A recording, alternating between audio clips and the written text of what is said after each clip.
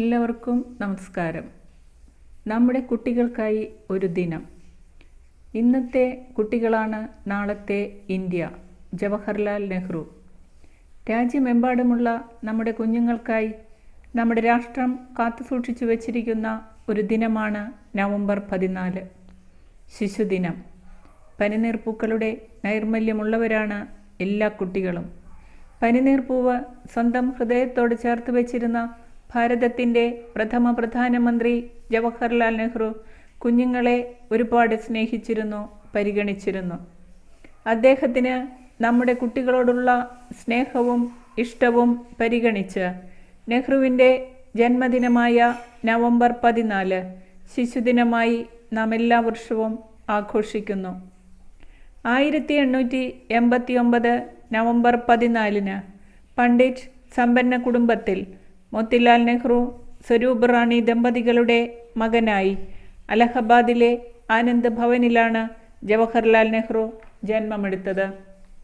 പ്രഗത്ഭരായ അധ്യാപകരുടെ നേതൃത്വത്തിൽ സ്വന്തം വീട്ടിൽ തന്നെയായിരുന്നു അദ്ദേഹത്തിൻ്റെ പ്രാഥമിക വിദ്യാഭ്യാസം. തുടർന്ന് ഉന്നത വിദ്യാഭ്യാസത്തിനായി നെഹ്റു ഇംഗ്ലണ്ടിലേക്ക് കപ്പൽ കയറി. വിദ്യാഭ്യാസ കാലഘട്ടം അദ്ദേഹത്തിൻ്റെ മനസ്സിൽ ഒരു ഏകാന്തതാ ബോധം സൃഷ്ടിക്കപ്പെടുവാൻ കാരണമായി എന്ന് പറയപ്പെടുന്നു. ആൾക്കൂട്ടത്തിൽ എന്നും നെഹ്റു ഏകനായിരുന്നു. സാമ്പത്തിക ശാസ്ത്രത്തിലും നിയമപഠനത്തിലും ഡിഗ്രികൾ കരസ്ഥമാക്കി 1912 അദ്ദേഹം ഇന്ത്യയിൽ തിരിച്ചെത്തി. 1917 നെഹ്റു കമല നെഹ്റുവിനെ വിവാഹം ചെയ്തു. ഇന്ത്യയുടെ ഏക വനിതാ പ്രധാനമന്ത്രി ഇന്ദിരാഗാന്ധി നെഹ്റുവിൻ്റെ ഏക മകളാണ്. ആകർഷകമായ ഒരു വ്യക്തിത്വത്തിൻ്റെ ഉടമയായിരുന്നു നെഹ്റു. സ്വതന്ത്രമായ ഇടപെടലുകളും മനോഹരമായ സംസാരശൈലിയും അദ്ദേഹത്തിൻ്റെ പ്രത്യേകതകളായിരുന്നു. ഈ ആകർഷണ വ്യക്തിത്വം തന്നെയാണ് മഹാത്മാഗാന്ധിയെ അദ്ദേഹത്തോട് അടുപ്പിച്ചത്. 1916 ലക്നൗ സമ്മേളനത്തിൽ വെച്ച് ആദ്യമായി നെഹ്റുവിനെ കണ്ടുമുട്ടിയ മഹാത്മാഗാന്ധി ഇന്ത്യൻ രാഷ്ട്രീയത്തിലേക്ക് സജീവമായി ചുവടുവയ്ക്കണമെന്ന് നെഹ്റുവിനോട് ആവശ്യപ്പെടുകയും അദ്ദേഹം അത് സമ്മതിക്കുകയും ചെയ്യുകയായിരുന്നു. സമ്പന്നതയുടെ നടുവിൽ ജനിച്ച് ജീവിച്ചു വന്ന നെഹ്റുവിൻ്റെ ജീവിതപാത അങ്ങനെ ഇന്ത്യൻ രാഷ്ട്രീയത്തിലെ ക്ലേശനിർഭരമായ കല്ലും മുള്ളും നിറഞ്ഞ പാതയിലൂടെയായി.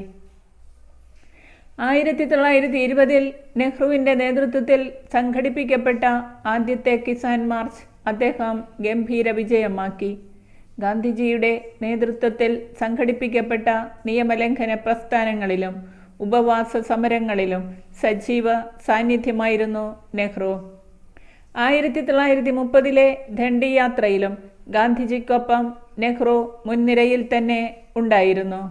1942 കോൺഗ്രസ് സമ്മേളനത്തിൽ ക്വിറ്റ് ഇന്ത്യ പ്രമേയം അവതരിപ്പിച്ചത് നെഹ്റുവായിരുന്നു. എത്രയോ തവണ ബ്രിട്ടീഷുകാർ അദ്ദേഹത്തെ അറസ്റ്റ് ചെയ്ത് തുറുങ്കിലടച്ചു. ജയിലിനുള്ളിലെ മാനസിക സമ്മർദ്ദത്തിൽ നിന്നും തൻ്റെ മനസ്സിനെ മോചിപ്പിച്ചെടുക്കുവാൻ ജയിലറ നെഹ്റു തൻ്റെ എഴുത്തുപുരയാക്കി മാറ്റി. തൽഫലമായി ഇന്ത്യയെ കണ്ടെത്തൽ, ഒരച്ഛൻ മകൾക്കയച്ച കത്തുകൾ തുടങ്ങി വിലപ്പെട്ട കുറേ പുസ്തകങ്ങൾ അദ്ദേഹത്തിൻ്റെതായി പിറവിയെടുത്തു. 7 തവണ കോൺഗ്രസ് പ്രസിഡന്റായി നെഹ്റു തിരഞ്ഞെടുക്കപ്പെട്ടു. നല്ലൊരു മനസ്സിൻ്റെ ഉടമ, സ്വന്തമായ കാഴ്ചപ്പാട് സൂക്ഷിക്കുന്ന വ്യക്തി, നല്ലൊരു പ്രഭാഷകൻ, ക്രിയേറ്റീവായ എഴുത്തുകാരൻ, സ്വാർത്ഥത തൊട്ട് തീണ്ടിയിട്ടില്ലാത്ത ഭരണാധികാരി, പ്രഗത്ഭനായ രാഷ്ട്രതന്ത്രജ്ഞൻ എന്നീ നിലകളിൽ നെഹ്റു ഭാരത ജനതയുടെ മനസ്സ് കീഴടക്കി.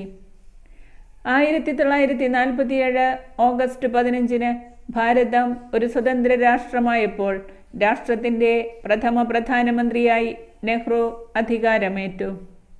തുടർച്ചയായി 17 വർഷങ്ങളോളം അദ്ദേഹം രാഷ്ട്രം ഭരിച്ചു. രാഷ്ട്രത്തിൻ്റെ ഭരണാധികാരി എന്ന നിലയിൽ തൻ്റെ ഉത്തരവാദിത്തങ്ങളോട് നീതി പുലർത്തുവാൻ നെഹ്റു പരമാവധി പരിശ്രമിച്ചിട്ടുണ്ട്. പ്രബുദ്ധനായ ആ നേതാവിൻ്റെ കീഴിൽ ഇന്ത്യ ശാസ്ത്രീയവും വ്യാവസായികവും സാമൂഹ്യപരവുമായ പുരോഗതി കൈവരിച്ചു എന്ന് എടുത്തു പറയേണ്ടതുണ്ട്. നമ്മുടെ ക്ഷേത്രങ്ങൾ ഖക്രാനെങ്കിലും ഭിലായിലെ ഉരുക്കു ഫാക്ടറിയുമാണെന്ന് ഈ വലിയ മനുഷ്യൻ വിശ്വസിച്ചു. ആധുനിക ഇന്ത്യക്ക് ലോകരാഷ്ട്രങ്ങൾക്കിടയിൽ മാന്യമായ ഒരു സ്ഥാനം നേടിയെടുക്കുവാൻ നെഹ്റുവിന് സാധിച്ചു. ഇന്ത്യയുടെ പഞ്ചശീല തത്വങ്ങളുടെ പ്രവാചകനായിരുന്നു നെഹ്റു. ചേരിചേരാ രാഷ്ട്രങ്ങളെ സംഘടിപ്പിക്കുന്നതിൽ അദ്ദേഹം നിർവഹിച്ച പങ്ക് വളരെ വലുതായിരുന്നു. 1951 ഇന്ത്യയിൽ ആദ്യമായി നെഹ്റു പഞ്ചവത്സര പദ്ധതികൾക്ക് തുടക്കം കുറിച്ചു.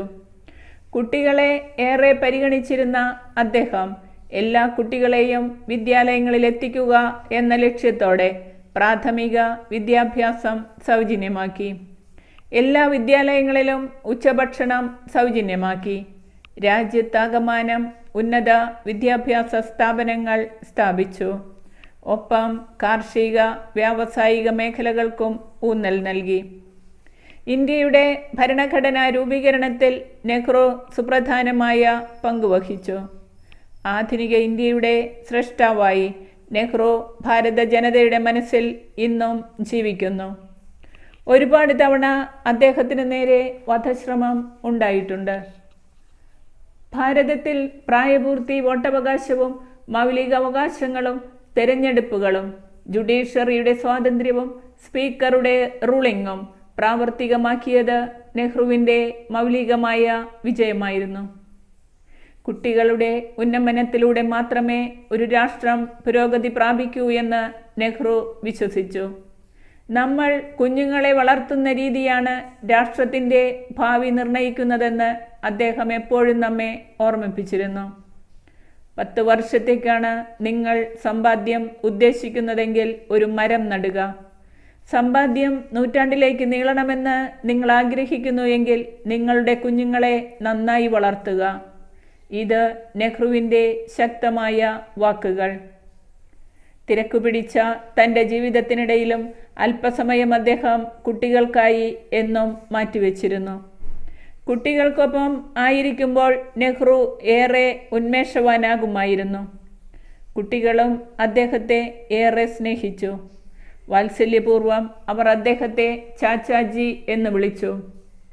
1955 ഭാരതരത്നം നൽകി രാഷ്ട്രം അദ്ദേഹത്തെ ആദരിച്ചു. 1964 മെയ് 27 ഹൃദയാഘാതം മൂലം നെഹ്റു നമ്മോട് യാത്ര പറഞ്ഞു. അദ്ദേഹത്തിൻ്റെ ഭൗതിക ശരീരം നമ്മെ വിട്ടുപോയെങ്കിലും നമ്മുടെ മനസ്സിൽ നെഹ്റു ഇന്നും ജീവിക്കുന്നു.